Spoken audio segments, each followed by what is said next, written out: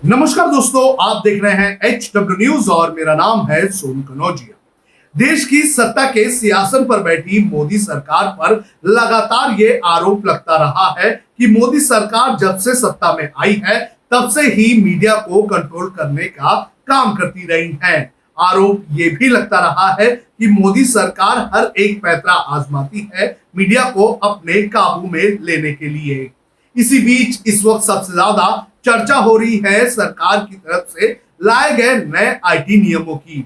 आपको बता दें कि जब से ये नए आईटी नियम लाए गए हैं उसके बाद से ही लगातार ये कहा जा रहा है कि इन नियमों के चलते कहीं ना कहीं डिजिटल न्यूज मीडिया पर कंट्रोल करने की कोशिश सरकार की तरफ से की जाएगी।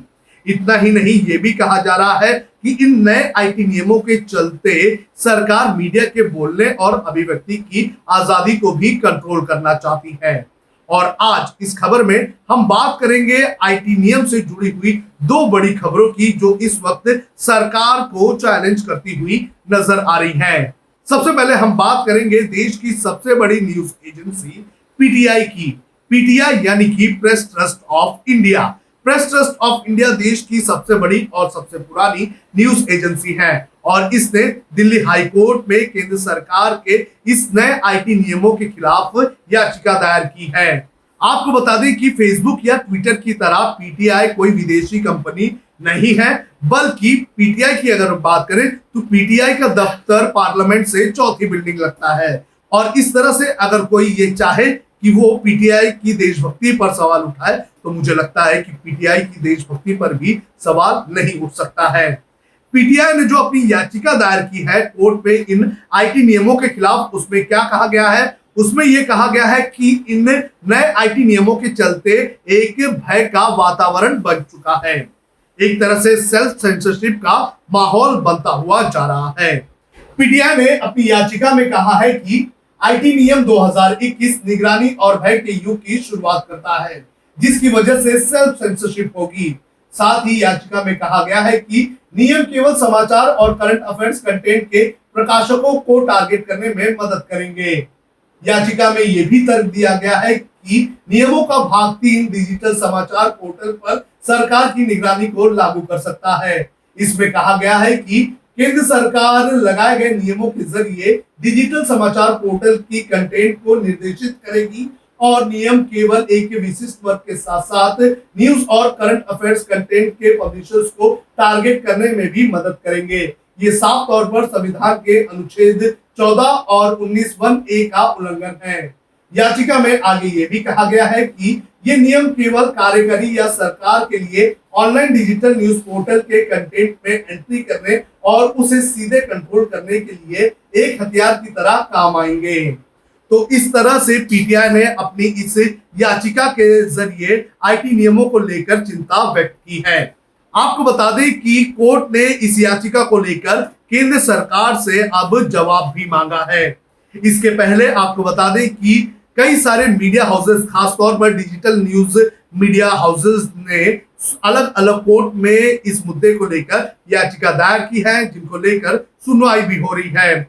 हालांकि सुप्रीम कोर्ट में केंद्र सरकार गई हुई है। केंद्र सरकार का यह कहना है कि सभी याचिकाओं को सुप्रीम कोर्ट सुने। तो इस तरह से देश की सबसे बड़ी न्यूज एजेंसी ने भी केंद्र सरकार के इस नए आईटी नियमों के ऊपर सवाल खड़े कर दिए हैं।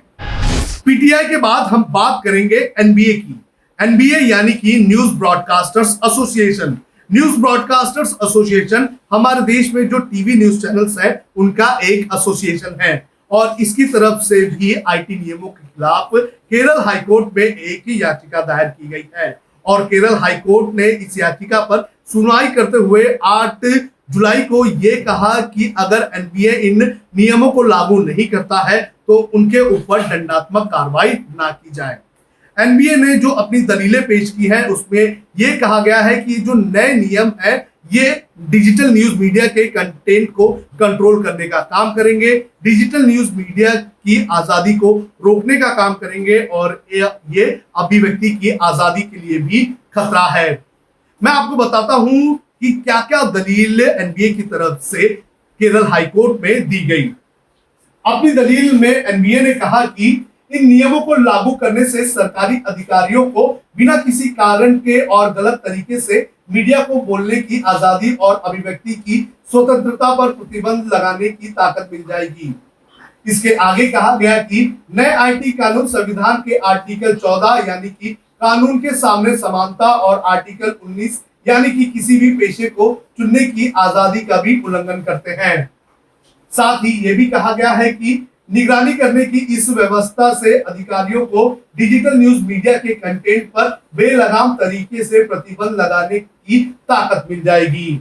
तो इस तरह से एनबीए ने अपनी याचिका में कई सारी चिंता व्यक्त की है। आपको बता दें कि एनबीए ने जो चिंता व्यक्त की है उसी तरह की चिंता पीटीआई ने भी व्यक्त की है, उसी तरह की चिंता अलग अलग डिजिटल न्यूज मीडिया हाउसेस ने भी व्यक्त की है। मोदी सरकार के इस नए आईटी नियम के चलते लगातार आजाद पत्रकारिता को लेकर सवाल उठने लगे हैं। लगातार ये सवाल उठता जा रहा है कि हमारे देश में जो आजाद पत्रकारिता है उसका भविष्य क्या होगा। आपको बता दें कि सिर्फ हमारे देश में नहीं बल्कि कई सारे अंतरराष्ट्रीय समूह जो है वो मोदी सरकार पर ये आरोप लगाते रहे हैं कि मोदी सरकार हमारे देश की मीडिया को कंट्रोल करने का काम कर रहे हैं। अभी 2 से 3 दिन पहले रिपोर्टर्स विदाउट बॉर्डर्स ने एक गैलरी बनाई थी और इस गैलरी में लगभग 37 दुनिया के अलग अलग देशों की तस्वीरें आई थी, जिनके ऊपर ये आरोप लगा है कि इन लोगों ने मीडिया को अपने देश में कंट्रोल करने का काम किया है। और इसमें प्रधानमंत्री नरेंद्र मोदी और नॉर्थ कोरिया के तानाशाह किम जोंग उन का भी नाम शामिल है। रिपोर्टर्स विदाउट बॉर्डर्स ने अपनी रिपोर्ट में यह कहा कि मोदी सरकार जब से सत्ता में आई है उसके बाद से ही लगातार मीडिया को कंट्रोल करने का काम कर रही है। रिपोर्टर्स विदाउट बॉर्डर्स ने यह भी कहा कि पत्रकारों के अंदर एक तरह का डर भी बैठ चुका है, क्योंकि मोदी सरकार कानून का इस्तेमाल भी पत्रकारों को डराने और धमकाने के लिए करती आ रही है।